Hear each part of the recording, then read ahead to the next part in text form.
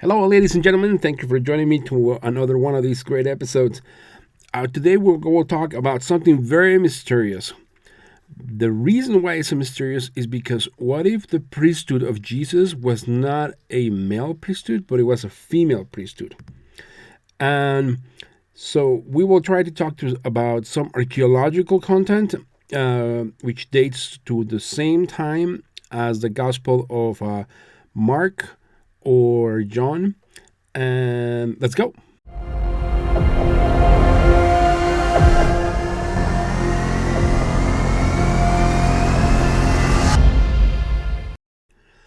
Okay, so let's clarify a couple of things. And to clarify these couple of things, we have to dig a little bit into history and a little bit into political science.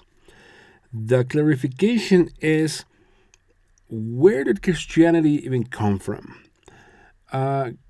There's no mention of Jesus during the Roman times prior to like 1300s, or in fact, the Muslims kind of mention him a little bit more than the Romans do. For the Romans, Jesus was this other, how should we call it, backwards person from this tiny little tribe that they conquered. And so he was an insignificant personage. The Romans didn't pay any attention to Jesus until the cult of Christianity started to develop like a plague inside of the Roman Empire. And as a result, the Roman Emperor Constantine became aware of the power of Christianity as a political tool. And as a result, Christianity became adopted by the Holy Roman Empire, but it had been a very long time after Jesus had died, and they needed to modify it, and they needed to shape it into their own way of trying to make it useful for them. And as a result, many cultural aspects of the original Christianity eroded. Some of them died, some of them was exterminated, some of them was suppressed, and as a result, we only get a very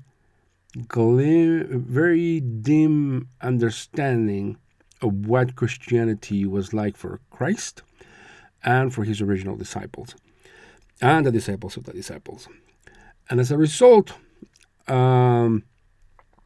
we have to understand that the priesthood that we understand today as the priesthood of Christ, it was very likely not the priesthood that Christ originally had envisioned. Instead, it became a priesthood of Christ designed by the Roman colonizers or conquerors, whatever you want to call it. And what if we now have the tools to be able to understand the real Christianity of Jesus, of the real Jesus of Nazareth? And the reason why we're able to understand that is because, fortunately, kind of like explained kind of in the book of Revelations, we now have broken the seals of those gospels that were lost. And by broken the seals, I mean they have been translated. And now it is up to us whether we want to put all the pieces together to try to understand the message of the original Christ, or the archaeological Christ, if we want to call it that way, and try to understand him, or we decide to follow the Christ that has been designed initially by the Roman Emperor, and eventually by the Holy Roman Catholic Church, and eventually now to Mormonism or evangelicals or whatever you want to call it. And so that is the preamble to Christianity and to all of this. Now, the original Christianity, it seems to talk, or at least to most elect apostles, it talks about Pistis Sophia a great deal. But Pistis Sophia does not also come as Pistis Sophia. It has many different flavors. It can be Esther, which seems to be Sophia, kind of this queen that somehow was able to get to the ear of the king and save the Jewish people, or even Eve. Eve also seems to be kind of a Sophia type of archetype, in the way all these demons want her light, and she tries not to give him the light, and eventually Lucifer ends up fooling her, and she gets her light, and so it becomes a big mess. But that message has always been there, but very secretively. In fact, in Masonic terms, which must have been known by Joseph Smith, Martinez de Pasquale talks a great deal about Pistis Sophia, but he doesn't use that name. He uses another name, but he obviously becomes very, very Gnostic. His the books that he wrote are very Gnostic, and they're also heavily influenced by Cornelius Agrippa and Joseph Smith, based on the traditions that his family had and the Masonic knowledge that was permeated through his family. You're not going to name your son Hiram just because, you think it's a cute name. It is a very Masonic name. The name Hiram is very important within Freemasonry. So it is my assumption that Joseph Smith Sr. was a Freemason, or at least was related to Freemasons. And so this tradition seems to permeate, but it's very secretive. And fortunately, now we have enough of the tools for us to be able to speak about this tradition openly. And so the tradition is a little bit too complex to try to explain within this podcast. But I will try to explore some of the similarities between Mormon traditions, the writings of the Pistis Sophia, Masonic traditions, and other stuff that kind of permeates, but it's like within Egyptian mythology, with Isis and with Horus, which is also very much like Pistis Sophia type of archetypes.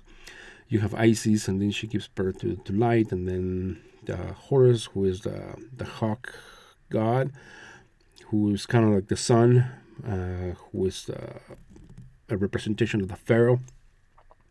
He is the king, and so there's all of these feminine royal archetypes that have children that go on to rule the earth, or give out their sovereignty, but not give out, rise up their sovereignty as kings. In the Pistis Sophia, in one version, the king becomes Yaldabaoth. If we're talking about Isis, the son becomes Horus. If we're talking about Eve, we're talking about Seth. Seth, if he was a real person, he is the father of all the Jews, of all of the chosen people. And so, what does that mean? If we understand the book of Genesis and all of these archetypes put together, there's a hierarchy of gods. First, Sophia is not really with the god, the master of the patterns, the monad. She is in the 13th eon. And it's seen, according to the Pistis Sophia, Jesus said that the ultimate eon is the 24th. So as opposed to having 3 degrees of glory in like Mormonism, or having 3 degrees like in Masonry, the Enter Apprentice, the Fellowcraft, and the Master Mason degrees, there are 24 degrees. There are other Masonic rites like the Scottish Rite that has 32, 33 degrees. There's York Rite, and so on and so forth. And so in the Pistis Sophia, Jesus declares himself the Son of the Living Monad. And the reason why he prays to God, to the male, all-powerful God, is because he says that he is his father. Now, that father of Jesus is not our same father.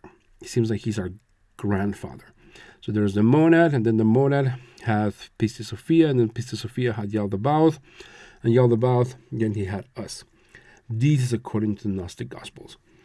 And during Sophia's travels back to trying to get to the 13th eon after she was kicked out to the realms of chaos, there are a few things that Jesus teaches his apostles that is useful for his apostles and for us. And that there are many different mechanics that go around the her travels. For example, Jesus is able to penetrate through the treasuries or the luminaries with his light. And it says that it confounds the archons and the eons that were in that particular treasury or that particular luminary.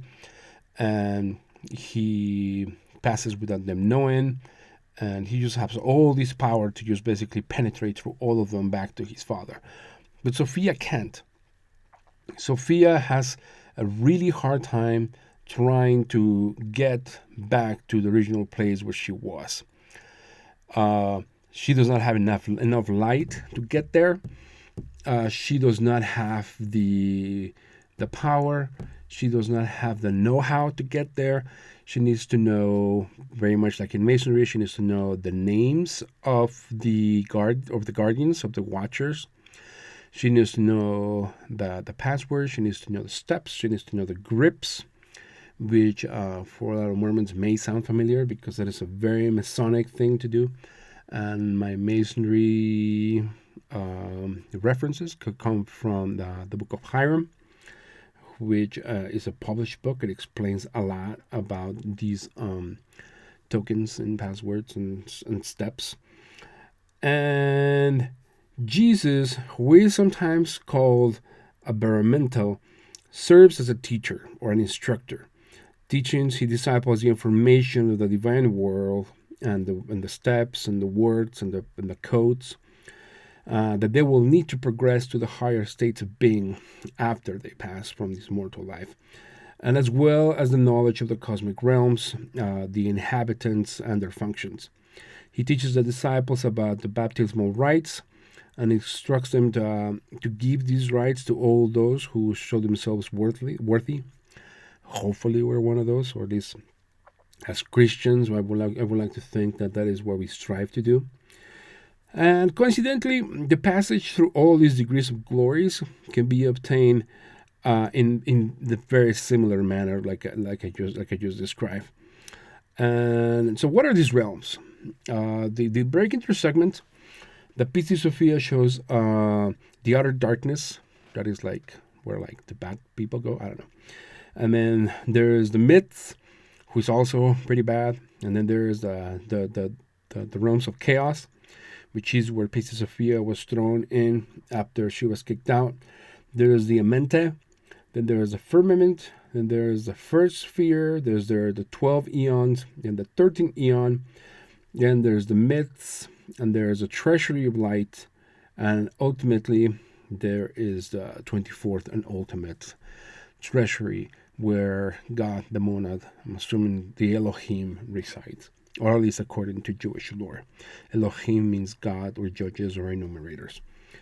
And the reason why the Pistis Sophia is so important to Jesus is because, unlike most Christianity, salvation, if you want to call it that, is not obtained through pure grace or through a pure belief in Christ. That is just not enough. There needs to be more knowledge for the believer or the candidate to be able to ascend through all of these degrees of glory, as I just described.